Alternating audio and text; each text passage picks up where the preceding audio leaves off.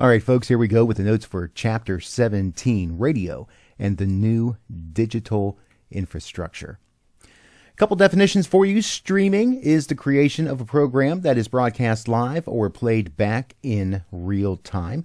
It is not stored by the device that is receiving the programming, and it is in most respects similar to the transmission of a traditional terrestrial radio station. So when we think about streaming, we're considering that the content is as close as it possibly can be being sent out live. Meanwhile, podcasting involves shrinking an audio file into a highly compressed format. And the nice thing about podcasts is that they can be saved, redirected, and stored in a data bank. In other words, podcasts were pre-recorded for playback later on. So that's the main difference. When we talk about streaming and podcasting, we tend to refer to streaming as anything that is being done, quote unquote, live, whereas podcasting is pre-recorded material that can be played on demand. HD radio, HD standing for hybrid digital, not high definition, but HD radio allows broadcasters to split the existing broadcast radio signal, and then that in analog form covers a fairly broad bandwidth. It becomes several discrete stations. So you have this spectrum that we have on the FM radio dial mostly. There is HD radio in AM, but it works a little differently. But with FM, it allows for that particular frequency to be able to have several different streams of programming. Digital delivery systems allow extraordinary segmented radio. Some of these, many of you are quite familiar with. There's Pandora. It streams hundreds of thousands of songs that are based on the preference of the listener, who through various feedback mechanisms continually refine the specificity of the stream. Whereas Spotify allows users to create playlists of specific songs rather than relying on the algorithms to produce the program scheme. And of course, Spotify also becoming big in the podcast world at this time. TuneIn Radio harvests broadcasts from local radio stations for streaming based upon user preferences and choices. TuneIn being one of several different streaming services that are out there that are connecting to various terrestrial radio stations and, of course, several internet-only radio stations. And many of these radio streaming apps now also providing their own platforms for podcasts. Use of internet radio continues to grow. 41% of Americans aged 12 or older have listened to a podcast in the past month. 28% said they have listened to a podcast in the last week. Meanwhile, 68% of Americans, a little more than two-thirds, aged 12 and older, have listened to online audio in the past month, 62% in the past week.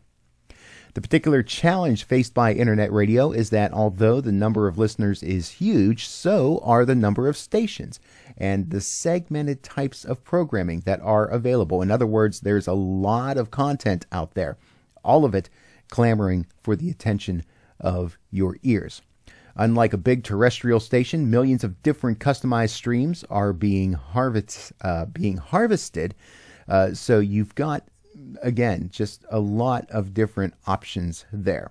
It's not limited to just the several dozen availabilities that you have on your radio dial.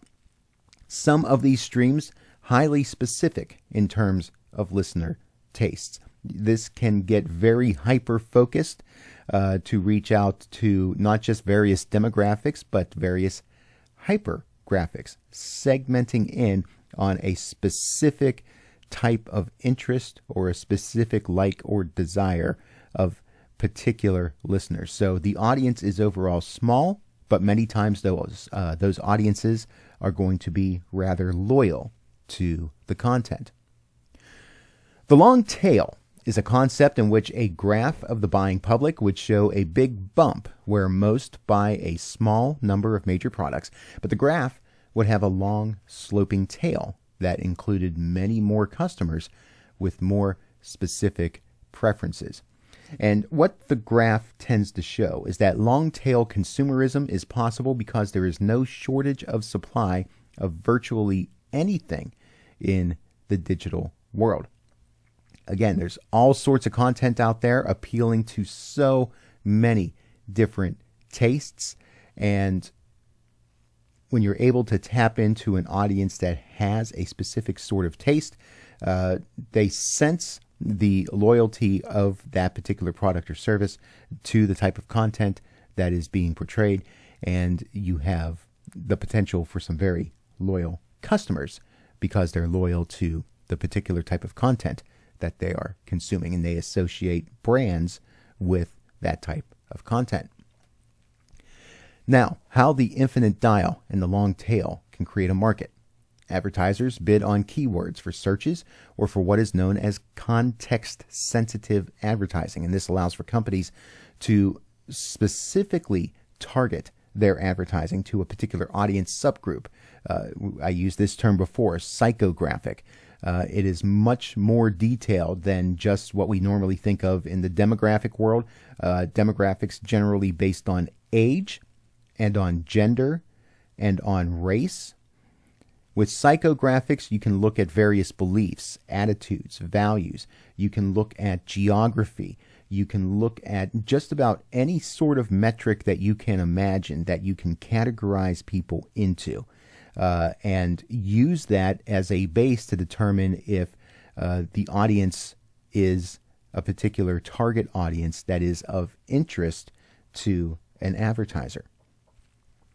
Options range on the infinite dial in the information superhighway, to station groups, to unique content offerings. Again, just a plethora of different options available.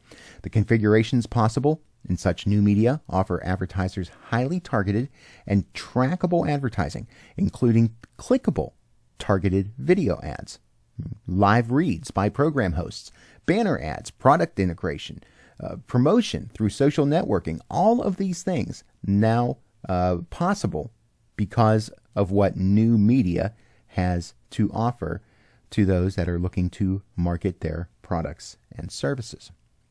And that's a very brief look at Chapter 17, very brief chapter. So you know what to do at this point. Turn in those notes, complete the study questions, complete the survey.